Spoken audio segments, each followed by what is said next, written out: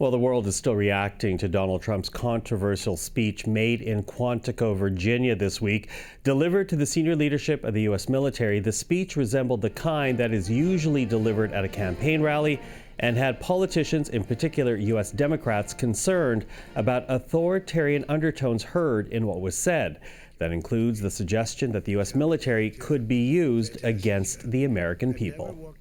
And I told Pete, we should use some of these dangerous cities as training grounds for our military, National Guard, but military, because we're going into Chicago very soon. That's a big city.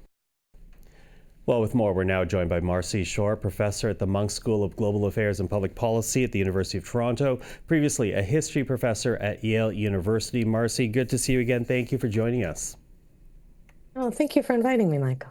Listen, I want to begin with the language used by the president. This idea that there is a, quote, enemy within the United States that the American military must fight. Now, specifically, that was in reference to protests against immigration raids, but it also comes as the U.S. Secretary of War talks about DEI and woke culture. What message do you take when you hear Donald Trump talk about the enemy within? I would say, first of all, that the language is terrifying, but not surprising. This is precisely what this administration has been building up to. My fear for a very long time has been that this is leading up to a civil war and a very strong desire to provoke violence. And that is nothing new. I mean, the summit meeting with the military leadership was disturbing on various levels. If we start from, you're flying people at enormous expense in from all over the world. It's a huge security risk. You're politicizing the military, which should not be politicized. Then you are in via Hegseth, which a kind of grotesque ritual humiliation by which you call the generals and the admirals fat, and then you make fun of people who have beards, which is just a general trope of ritual humiliation in this regime. And then you prepare them to turn against their own people, which in some ways is the logical conclusion of everything that's been happening and has been accelerated since Charlie Kirk's horrific assassination just recently. Mm-hmm. And then add on to that, Secretary Hegseth, who you're talking about, essentially telling military leadership, this is the way it is, and you either accept it, and if you don't, to paraphrase him, he says, do the honorable thing and leave the military. So it's a lump it or leave it message from the U.S. administration. Mm-hmm. How unheard of that is that to the U.S. military in particular? It's completely unheard of. Now, I'm not an expert on the military, but I did, after that summit meeting, talk to a couple friends who are in the military, and everybody said this is unheard of. It was not received well.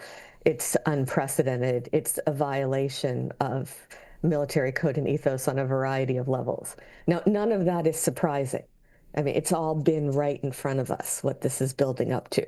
But I am terrified that we are moving towards greater and greater violence. This whole administration has just been preparing the American people for increasing levels of violence. Increasing levels of violence, and I think it's important to point out, because you mentioned it a bit, but I do dig into this, because what we're seeing here is the U.S. administration essentially threatening to use instruments of war to fight a culture war, not necessarily a physical enemy with their own armaments, but a culture war. Is that fair to say? It's a culture war that's become very physical. Just in the past 24, 36 hours, you had ICE and Border Patrol raiding an apartment building in Chicago that involved, dragging people, some of them naked children, out of bed in the middle of the night and tying them up and throwing them in vans, and they claim that they are looking for violent gang members and illegal immigrants, but there were plenty of children and American citizens in that mix. Mm-hmm.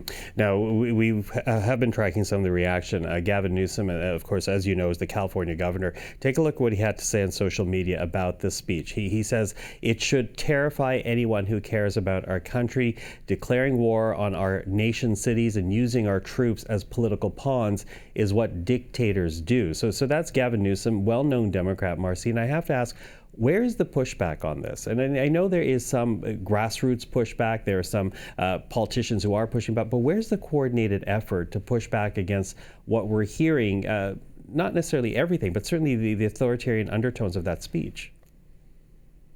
Well, I would say, I mean, definitely, Gavin Newsom, definitely the governor of Illinois has been on it. Jamie Raskin has been on it. AOC has been on it.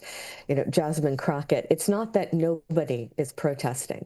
It's not that nobody has noticed. It's not that everybody is going blindly. But unfortunately, the opposition doesn't seem to be strong enough to affect a decisive turn away from this grotesque slippery slope into violence that we're on. And this entire, the preparation for violence is just saturating us. When Charlie Kirk was murdered, you can think about that in analogy to Horst Wessel's murder, to the Reichstag fire, to the murder of Sergei Kirillov in the Soviet Union. The pretext that is going to be a cause for a crackdown or an excuse for a crackdown that is going to enable a regime that has been looking for a pretext to enact large-scale violence against its own population. And I fear that's where we are. You fear this is where we are, although there will be people who hear you talking right now and say that you're being alarmist. What do you say to them? I hope I'm being alarmist. I would like nothing better than to find out that I am excessively alarmist and everything is going to be okay.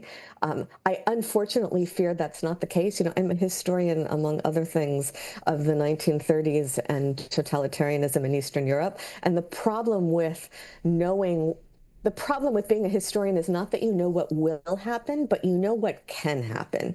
And once you know what can happen, you cannot unknow that. And unfortunately, there are patterns here, and one of those patterns is that you prep a population for increasing tolerance of violence. And remember that America is a very heavily armed population. Even in, quote unquote, normal times, we have the highest per capita firearm possession rate in the world. And what Anton Chekhov said about guns. Once the gun is on the stage, it's going to go off by the end of the third act. We have a very heavily armed population, habituated to violence, to daily violence to a large extent. And this administration has been prepping people for increasing amounts of violence. Marci, off camera, you were saying that you wish there were happier things that we were talking about, but unfortunately, this is what we're talking about right now. Listen, I appreciate the insight and the time. Oh, you're very welcome. I hope next time we will have more cheerful news. Yeah, absolutely. You take care. Thank you.